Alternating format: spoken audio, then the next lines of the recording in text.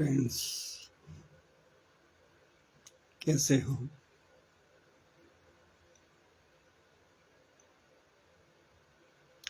आज का विषय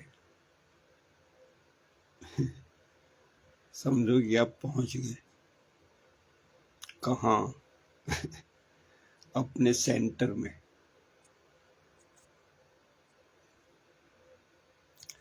तो आपका जो चेहरा है, फेस कैसा होना चाहिए? Self love.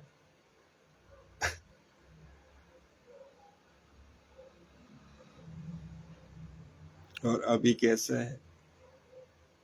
अभी है क्वेश्चन एयर। आप तैयार बैठे, एकदम से क्वेश्चन करें, एकदम से कुछ बोले, एकदम से रिप्लाई करें। उसने माँ की गाली दी, आप उसको बहन की गाली दें, एकदम से तैयार बैठे।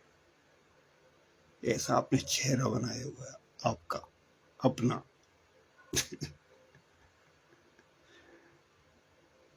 तो छोड़िए इन बातों को, छोड़िए। इन बातों में क्या रखा है? आप प्रेम पूर्वक हो जाइए अपने प्रति। खुद अपने प्रेमी हो जाइए, प्रेम की मुद्रा में आ जाइए। और स्त्रियों के लिए तो बहुत आसान है, और उसके स्त्रियों के लिए तो बड़ी प्रॉब्लम है। वो किस किस तरह के फेस बना के रखती है, किस किस तरह के फेस बनाती है, उनकी हजार प्रॉब्लम। तो स्त्रियों, आप एक ही फेस रखिए। प्रेम, सेल्फ प्रेम, अपने प्रति प्रेम, प्रेम की मुद्रा। क्योंकि अगर आपका चेहरा क्वेश्चनियर जैसा हो जाएगा तो आपका पति एकदम से आएगा, एकदम से क्वेश्चन, वो आपसे बचेगा। वो कहेगा आज माँ का कौन सा स्वभाव है, मैं इससे कैसे बचूं? वो पहले कांप जाता है, डर जाता है, और वो एकदम से बड़ा क्वेश्चन मारते हैं आपके चेहरे के ऊपर। जितना आपके चेहरे पे क्वेश्चन एयर आया हुआ है, उससे बड़ा डालता है क्वेश्चन, जिससे कि आपका वो चेहरा ठंडा हो जाए। लेकिन वो कई बार ठंडे होने की जगह और ज्यादा गर्म हो जाता। तो मैडम, कृपया करके अपना चेहरा, special for women and special for everyone on this earth, every person, men and women,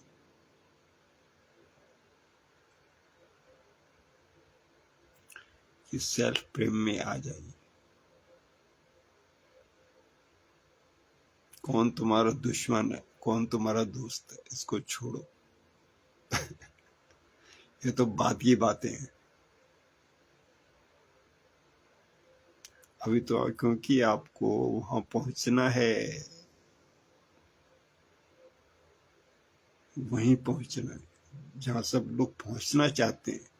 उसकी एक तृप्ति है, उसकी एक प्यास है, उसके लिए लोग चले हुए हैं, अपना घर संसार छोड़ के चले हुए हैं। बीच में अटक गए, कभी किसी गुरु के पास अटक गए, कभी किसी गुरु के पास अटक गए। अरे तुम क्यों अटक गए? तुम्हें गुरु से क्या लेना देना? तुम्हारी जिंदगी 60 साल की है और तुम्हें वहां पहुंचना है। समझो कि हिमालय पर्वत पे पहुंचना है और वहां पे अपना झंडा गाड़ देना है। उस पे लिख देना है झंडे के ऊपर एनलाइटेड। आप चले हुए हैं, उसको गाड़ दो। तो फिजिकली कहीं नहीं जाना है, फिजिकली कहीं झंडा गाड़ना नहीं है। ये तो अंतर यात्रा है। क्योंकि जो बच्चा था, आप जिस समय बच्चे थे, बेबी, आप समस्त के प्रति ओपन थे, समस्त के प्रति रिस्पॉन्सिव थे। आपके अंदर पूरी टोटल एनर्जी थी, लाइफ एनर्जी। जो आप करते थे पर टोटलिटी में करते थे, ठोस करते थे, गुस्सा करते थे, हंसते थे, मुस्कुराते थे, खेलते थे खिलौनों से, मस्त थे पूरे टोटलिटी में। धीरे धीरे वो सारा गेम हटा दिया गया।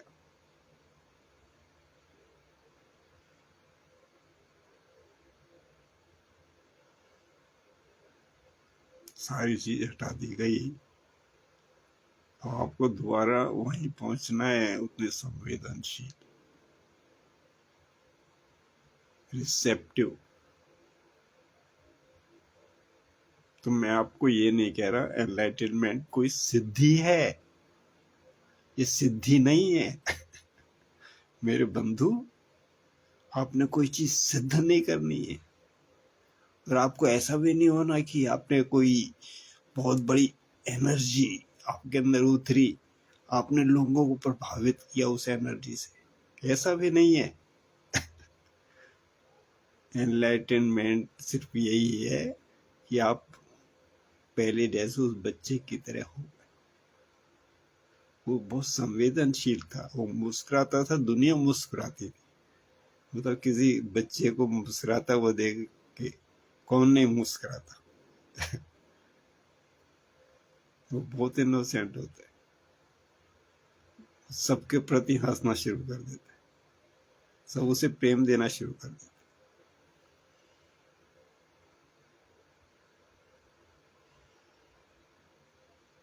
तो वो दिस इज एनलाइटनमेंट।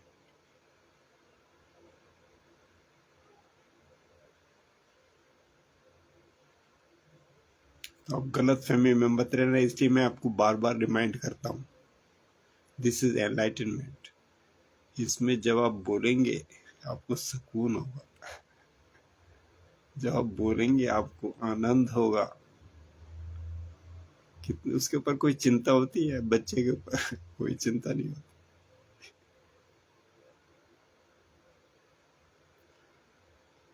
जब आप रिलेट करेंगे, घूमेंगे, चलेंगे, तो आपको आनंद रहेगा, अच्छा रहेगा। तो मैं उस स्थिति की बात कर रहा हूँ। उस स्थिति में आज अगर तुम हो गए, बाई चांस, खुदा ना खास्ता खुदा ना खास्ता, खुदा के चलो आशीर्वाद देगा, वो आपको ब्लेसिंग्स देगा। लेकिन अगर आप बाई चांस, आजकल नया वर्ड आया अंग्रेजी का, बाई चांस आप वैसे हो जाते हैं, तो दिस इज द ओनली।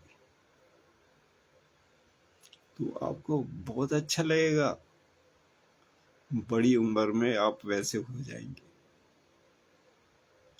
बहुत अच्छा लगेगा। उसने झूठ सीखा बच्चे ने कि जाओ अपने, उनको कह दो पापा घर में नहीं है।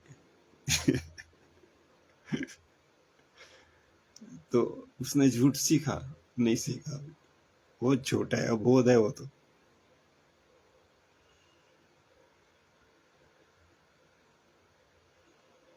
तो वो जो मासूमियत है, अगर आपके पास आज आ जाए, आप तो इतने धन्य महसूस करेंगे कि विरला विरला। तो मैं उस चीज की बात कर रहा हूँ। फिर मैं कहता हूँ कहीं ना कहीं ये चीज टपक जाती है, एनलाइटनमेंट होने के बाद कहीं ना कहीं ये चीज आ जाती है, प्रकट हो जाती है ये चीज। कोई एनर्जी, कोई जुड़ाव, आप एनर्जी भी छोड़िए, ये शब्द भी बेईमानी तो नहीं है, कोई जुड़ाव हो जाता है। मतलब 8-10 लोगों के बीच में आपको एक फैमिली लगती है, एक संबंध लगता है सबके साथ। आप किसी को जुदा नहीं कर सकते, आप सबके साथ बैठे हो, ऐसा लगता है, एक लगता है। किसी को टाल नहीं सकते, किसी को हटा नहीं सकते, सब शामिल है उसमें। वो एक ऐसी एनर्जी, ऐसा जुड़ाव है। तो यही जुड़ाव आपका बचपन में होता था। ये बहुत गजब है, ये बहुत गजब है। इस उम्र में अगर आप वो महसूस कर ले, बहुत गजब है। तो इसलिए मैं कहता हूँ अपने फेस को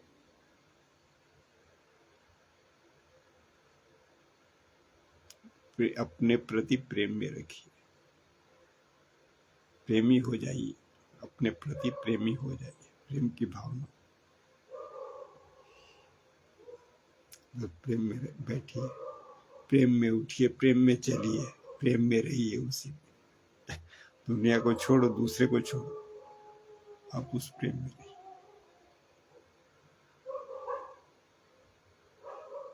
तो लाखों करोड़ों विपदाएं जो आपके पास आने वाली है, वो गलत एनर्जी, वो पहले ही हट जाएगी। आपको देखते ही वो विसर्जित हो जाएगी। पानी और आग का खेल चलता है कहीं? चलता है पानी और आग एक साथ? हो नहीं सकते। तो ऐसे ही जब आप प्रेमी हो जाएंगे अपने प्रति, तो दूसरी जो गलत फीलिंग आती है, गलत भावनाएं आती हैं, आपको गलत नुकसान पहुंचाने वाली जो आती है, वो आ नहीं सकेंगी आपकी तरफ, वो पहले विसर्जित हो जाएंगी। विसर्जित हो जाएंगी। तो प्रेम के आगे सब विसर्जित हो जाएंगे। बड़े बड़े जो है आपके पति महोदय और उनके भी सासू माँ और उनके भी पति आपके ससुर, वो भी विसर्जित हो जाएंगे। तो प्रेम के आगे उनका प्रेम जाग जाएगा, वो भी लेके नहीं चल सकते वो भावना। तो वही फेस रखिए आप, प्रेमी का फेस रहिए और हेल्पफुल रहिए, हेल्पफुल। और क्रिएटिविटी में रहिए। आप जो करें अच्छाई के लिए करें, कोई डिस्ट्रैक्शन में मत करें, क्योंकि वो एक ही एनर्जी है। या तो आप उसे डिस्ट्रैक्शन में लगाएं या क्रिएशन में लगाएं। जैसे सुबह उठे, आप कुछ करना चाहते हैं पूरे दिन में, तो आपने एक मूर्ति बना दी या आपने एक मूर्ति तोड़ दी। तो वो एक ही चीज है। आपको थोड़ा टाइम बीत जाता है, चलो 2-4 घंटे आपके बीत जाते हैं, आप हथौड़ा लेके तोड़ने लगे। तो ये कह रहा हूँ कि क्रिएटिव में रहिए, आप बनाइए, सृजन कीजिए कुछ, और कुछ नहीं तो डांस कर लीजिए, वो भी एक सृजन है, सृजनात्मक। आज मैंने एक वीडियो डाला है वहां पे, एक डांसिंग का, बहुत गजब का है वो तो भैया। वो तो दिल को हिला देता है। उसको देखिए तो आपको मालूम पड़ेगा जो मैं डांस कहता हूँ कितना कीमिया है, बहुत सृजनात्मक है, वो गजब की चीज है। आप युद्ध करना चाहते तो वो डांस कर लो, वो ज्यादा कीमती है। युद्ध इतना कीमती नहीं है। किससे लड़ाई इतनी कीमती नहीं है, किससे झगड़ा इतना कीमती नहीं है। और आपने ये डांस कर लिया, अपनी तरफ से कोई छोटा मोटा डांस कर लिया, नकल तो क्या करोगे, असल डांस करो। नकल डांस नहीं, असल डांस करो, नो लर्निंग। वही आपका सेल्फ नेचर वही है, सेल्फ नेचर। अपने प्रति सेल्फ लव, वही फेस रखिए, वही बॉडी रखिए। जय हो। ये बंधु, ये प्रेमियों, आपने बहुत ध्यान से सुना।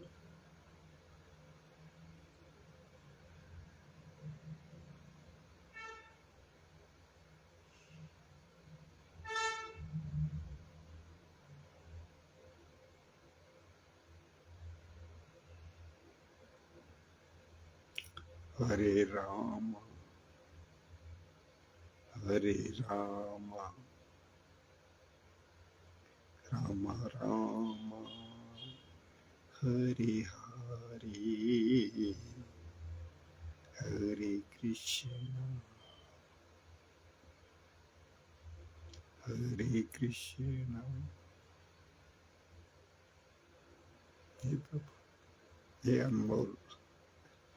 हे अनमोल खजाने है प्रभु, तू ही है, तू ही बरस जाता है ब्लेसिंग्स की तरह। आप नहीं समझोगे, वो एनर्जी बहुत सूक्ष्म है, वो टच करती है एकदम। हे प्रभु, वो ब्लेसिंग बड़ी अजीब है,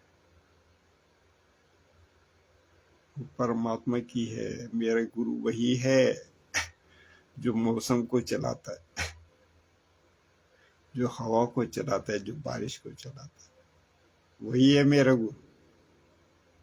आया था प्रत्यक्ष मुझसे मिलने के लिए, कई दिन तक ढूंढता रहा मेरा घर। तो उस दिन उसने पकड़ लिया मेरे को, उस इसी रूम के अंदर पकड़ लिया एक दिन। और बारिश की क्या, उस दिन ऐसे गरज रहे थे बादल, ऐसे बिजली कड़क रही थी, एकदम वो आ गया मुझे आशीर्वाद दिया, या मुझे अपना कुछ हुआ, मैंने महसूस किया, तब से वो मेरा गुरु है। अंतिम समय में वही आएगा, आखिरी सांस वही आएगा, मैं उसका इंतजार करूंगा, प्रभु तू आ जाइए। या हो सकता है उस दिन वो नहीं आया उस घड़ी क्योंकि वो तो आखिरी सांस है, वो नहीं आए।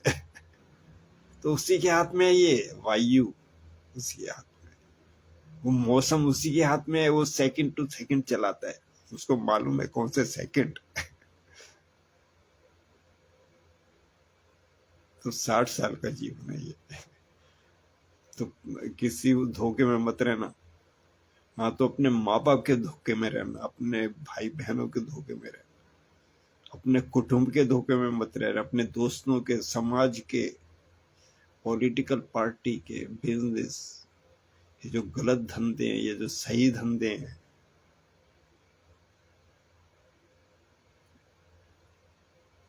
किसी के भी भरोसे मत रहना, क्योंकि आपको ही जाना है। हर व्यक्ति को 60 साल का जीवन मिला है, और आपको पहुंचना है उस हिमालय पर्वत पर, वो झंडा गाड़ देना है, एनलाइटनमेंट, बस इतना है। मेरा मतलब है आपको वो बीज बो देना है अपने अंदर। जिस दिन आपने वो बीज बो दिया, फिर केयर मत करो, वो उगता रहेगा, वो उसका काम है। पेड़ एक दिन में थोड़ी बनेगा, वो धीरे धीरे बढ़ जाएगा, लेकिन आपने बीज बो दिया, वो धीरे धीरे बढ़ना शुरू हो जाएगा अपने आप। तो एनलाइटनमेंट ये आप बीज बो दो। बीज बोने का मतलब ये है कि बैलेंसिंग, आर्ट ऑफ बैलेंसिंग। जब आपने बैलेंस कर लिया, अपने शरीर में उतना खाना खा लिया, और वही खाना खा लिया जो रुचिकर, देखने में भी रुचिकर हो, देखने में भी रुचिकर हो। जो रुचिकर नहीं हो उसको मत खाओ।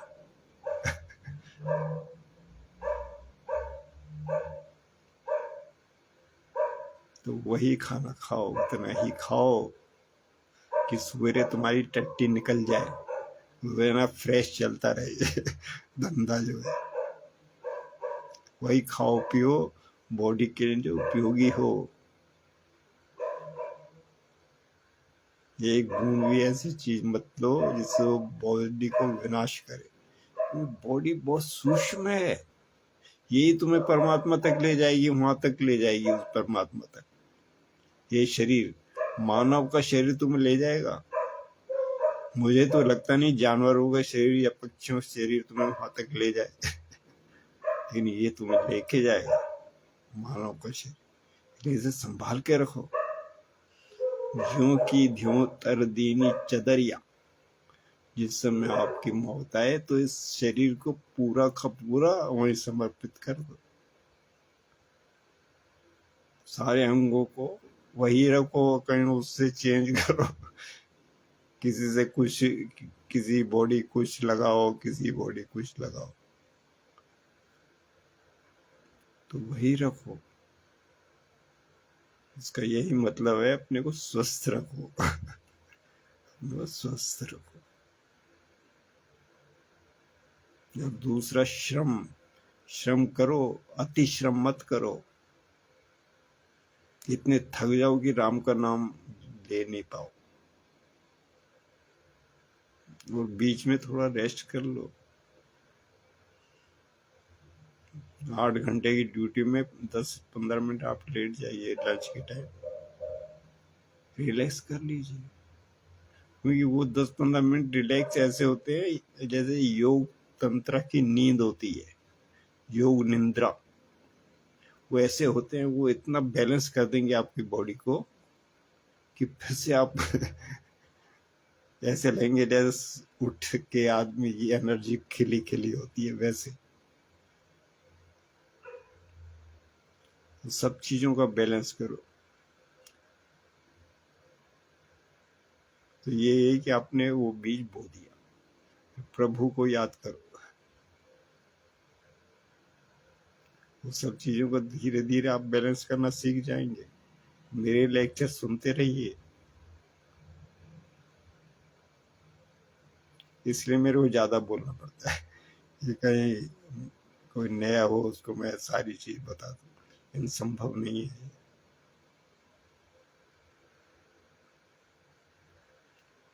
तो हे प्रेम, सेल्फ लव। Thank you. जय हो।